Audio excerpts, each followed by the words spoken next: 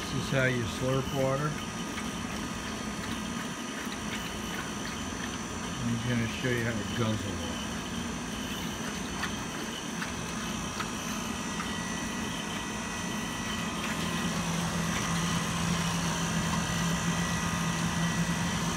That's how you slurp, and that's how you guzzle. That was one smart ass dog. Let's take a walk over here. And this is what we're doing. Happy Christmas Eve. If you don't celebrate Christmas, happy holiday Eve. This is my replica Leedskalnin wheel. And it's time to move on. All right, so guys, what I'm going to do, so I can do, is I'm going to take, we're stripping this shit down. So I'm taking this whole ledge off for right now, so I can get down bare bones to the undercarriage. It's now time to figure out how to get power to these wires.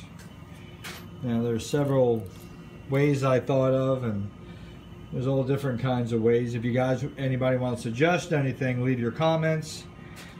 But it's like any other kind of motor. You can have slip rings.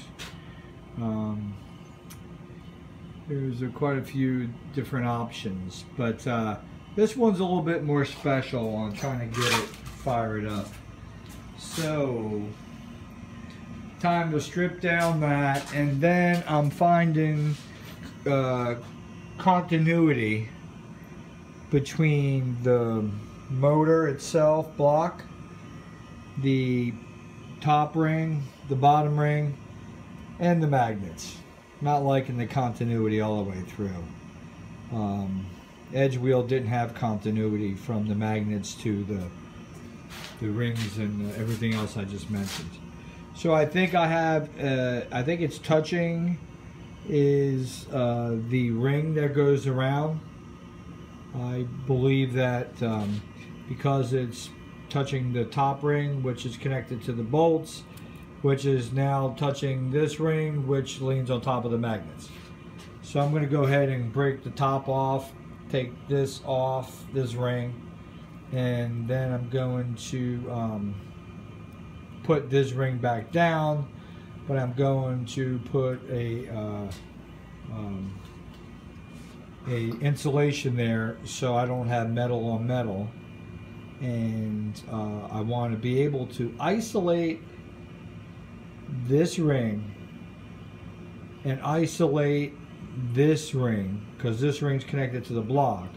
So obviously Ed's wheel is on the ground, so obviously the block itself is grounded.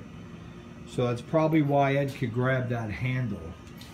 And whether or not in that picture he has is accurate with him showing off the coils that he had, or pretty much totally lost, and it didn't have coils on his wheel, and his magnets did nothing more than send out a small little voltage, because you're not getting a lot of power just off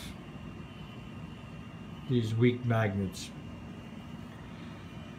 So anyway, it can be either or, but I like to think that that picture there, Ed had sleeves where he could slide these on and off. He just took them off and didn't want to really show the full picture. Everybody's quirky in their own ways, but who knows.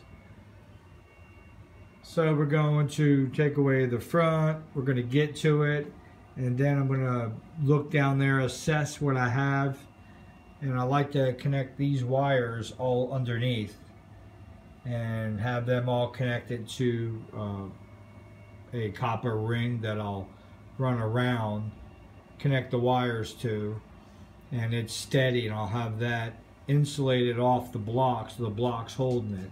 So when the wheel turns, it has constant positive or negative, and I might make a 2-ring system, a part like this, going around underneath, and one's negative, one's positive, and then I might ground out that negative to the block.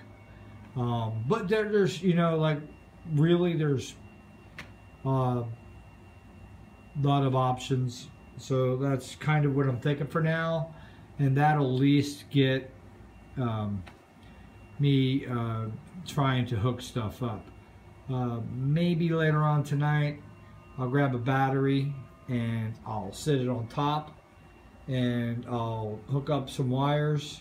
Probably this is going to be the first thing I do after stripping this off. I'm going to put a battery in it.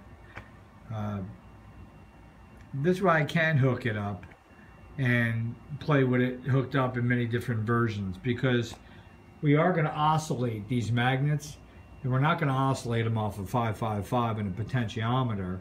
That's just to kind of feel out in the low voltage way of what we have, right? So hear me out, guys. So what we're really going to be doing is going into 5-gallon buckets of capacitors, and these are 14 bottles, and each one's 1 nanofarad, and these are pretty thick glass, so these can take up to, Jesus, man, I would think these can go up to every bit of, oh God, I want to say 100,000 volts, but between 60, I'd say comfortable around 60,000 volts. You know, it'd be interesting to see them where they do break down, because I like to see what happens. You'll probably just see a corona breaking out everywhere. I did notice in my saltwater capacitors, the big gallon jugs with the running the hairpin on it with 15,000 volts going in, the water would bubble up inside the bottle and inside the bottle, actually, because it's a glass 1 gallon. Inside of it is a wine bottle, and there's water between the 2 bottles. There's water inside the bottle. There's oil on top, and then I had a copper 1/2-inch tube going down bottom, and the tube going down bottom is open, and water would bubble up in there, come up the damn copper tube, come out one of my T fittings where I have a T off, which is kind of designed wrong. I'm going to redo that, and I have a better setup for that. But that water would come up and then dribble down, and that juice water dropping down to the other water, pretty explosive, like not explosive like blow up, but big spark, like positive going against negative and high voltage. Like that energy is held in that drop of water. So I never really looked at it that way, but really, if you take a drop of water with that much energy in there, how is it contained in that drop of water? How is it held within? You know, it ain't just a positive falling into a negative. I mean, it'd be 2 liquid waters, a positive and negative, doing that against each other. That was pretty freaking interesting. I probably should look into that now that I bring it up. I don't mean to talk you guys' ears off, but shit like that pretty much you know, get you motivated and thinking of stuff. So all right, so here we go. Now we're down. We're going to strip the wood off around the outside. We're going to get to the block. I'll do another vid. You guys get a full perspective if you're going to make your own out of a motor block, and the pieces you want. If you want them, just ask. I'll make a parts list for you. This is all about not only Ed Leedskalnin. This is this is really my wheel now, because I think that I have come to a point with just the Tesla knowledge and just the different 3-year education that I put myself through into stuff similar or this type of stuff. I got enough knowledge, I think, that I surpassed Ed Leedskalnin. The only thing that I see that he still holds a mystery is that he's dead. That there is no answer. The dude is dead.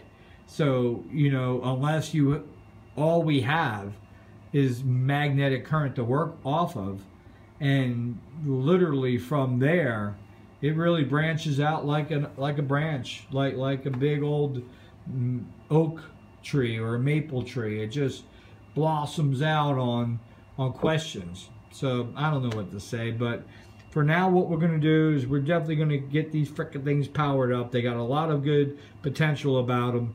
We need to get in here, we need to play around with it. For you who do know and don't know about electricity or magnets or electromagnets or electric motors, AC motors, DC motors, this is going to be a good roundabout video after video after video going into different types of elements of this particular thing. I figure if I at least stay active in Eds Wheel, it'll drive me to learn more, because as you see, it's me learning, and hopefully we're all learning from it. So you guys, man, thanks for the comments, thanks for following. For the new people coming in, just learning about Ed Leedskalnin, hopefully it gets in your blood too. Build yourself a PMH. Look back at my videos. The second you see when you let go of that battery and that iron is holding on to another piece of iron like a magnet, you know something special's going on. You know it ain't just about you got a solid magnet, because it's not a solid magnet, because eventually that magnetism goes away on soft iron. No carbon in there. It's not able to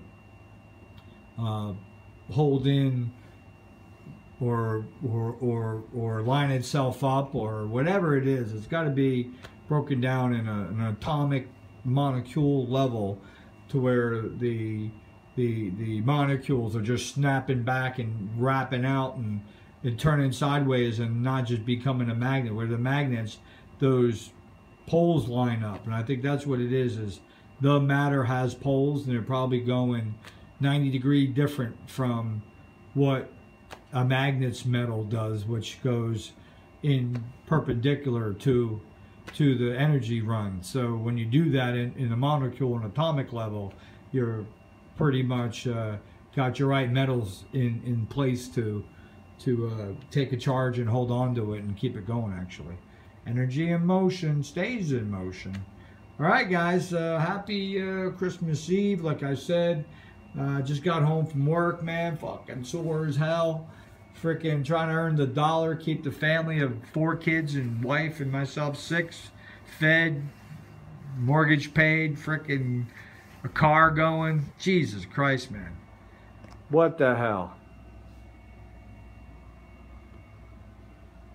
It's hard as to goddamn live, never alone get your shit wrapped around stuff like this. And hey, for you guys who get into this or into it or getting into it, or not even about Ed Leedskalnin, Tesla stuff or whatever it may be, it's very hard, and a lot of people who are garage physicists fall into a realm of want to be playing with their stuff more than taking care of their responsibilities. So what I'm just going to put out there is, it's a better feel if your responsibilities are done and you've got food on the table, and come in here and play. That it's a better feel. So the feeling gets even better than you put those things aside. And I'm not saying you're doing it, but I'm just saying it's easy to fall into. I have been there, and there's a time and place for everything. And if you're married like me, 18 years, you know, you don't keep a marriage going by not paying attention to it. You gotta water the plant, guys. You follow what I'm saying? You gotta water the plant, or it's not gonna grow. Eds Wheel?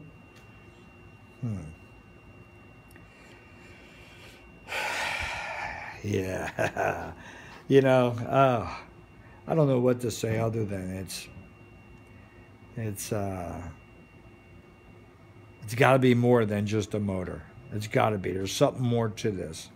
And I kind of think that it's has to do with the connection, or I would say the amount of degrees off that electricity is from magnetism. So if you're looking at a letter L, the bottom would be your amperage, your ground.